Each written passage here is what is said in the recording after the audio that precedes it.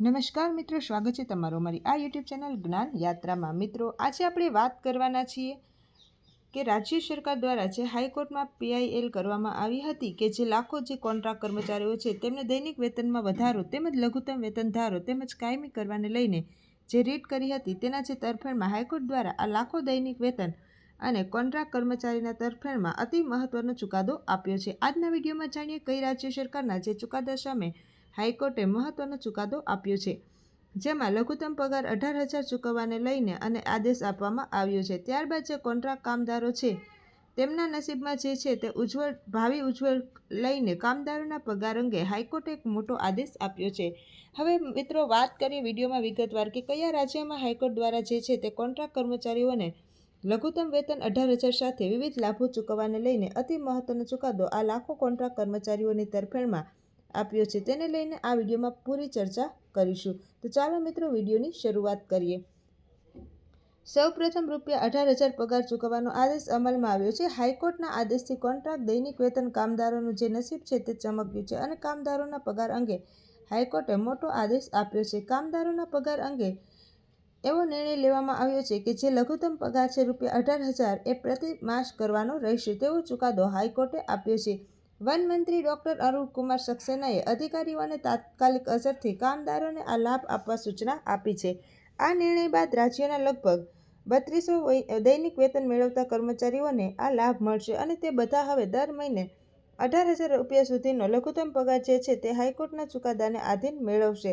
તો કયા રાજ્યમાં અને કયા વિભાગની વાત છે તો દૈનિક વેતન મેળવનારના પગારમાં વધારો, તો હાઈકોર્ટના આદેશથી દૈનિક વેતન મેળવનારાઓને મોટા સમાચાર મળ્યા છે।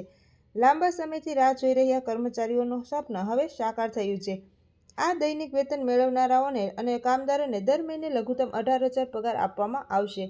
હાઈકોર્ટના આદેશ બાદ હવે વન વિભાગે વર્ષ 2013 પહેલાં કામ કરતા દૈનિક વેતન મેળવનારાઓ અને કામદારોને લઘુત્તમ 18,000 પગાર આપવાનો નિર્ણય લીધો છે। આ નિર્ણય બાદ લગભગ 3200 કર્મચારીઓ તેનો લાભ લઈ શકશે। જણાવી દઈએ કે ફક્ત ₹252નું દૈનિક વેતન મળતું હતું, એની જગ્યાએ હાઈકોર્ટે પગાર વધારાનો આદેશ આપ્યો છે। મુખ્ય વન સંરક્ષક HP ગિરીશને આ અભિયાનના નોડેલ અધિકારી બનાવવામાં આવ્યા છે।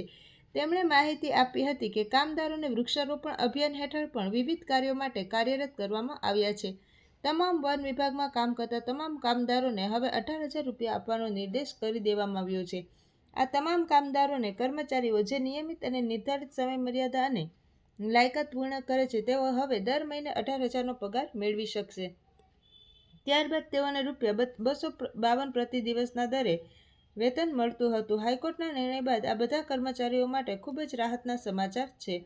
હવે તેમને 600 કરતાં પણ વધારે પ્રતિ દિવસ માનદ વેતન ચૂકવવામાં આવશે। સરકાર કરાર આધારિત આઉટસોર્સ પગારદાર કર્મચારીઓ માટે નવા પગલાં લઈ શકે છે। વાત કરીએ આઉટસોર્સ કર્મચારીઓની તો કે દૈનિક વેતન કામદારોને લઘુત્તમ વેતન પૂરું પાડવા માટે સરકાર ખૂબ જ સારા એવા આઉટસોર્સ સર્વિસ કોર્પોરેશનની રચના કરે છે, જેમાં લઘુત્તમ વેતન 20,000થી લઈને 40,000 નક્કી કરવામાં આવ્યો છે।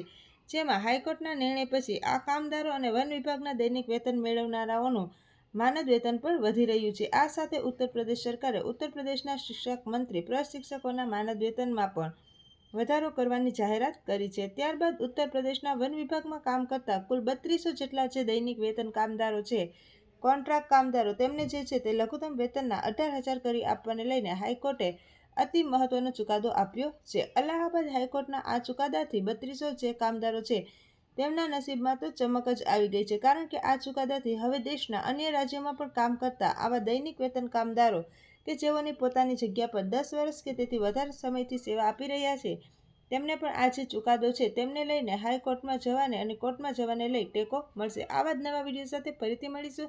ત્યાં સુધી જય હિન્દ, જય ભારત।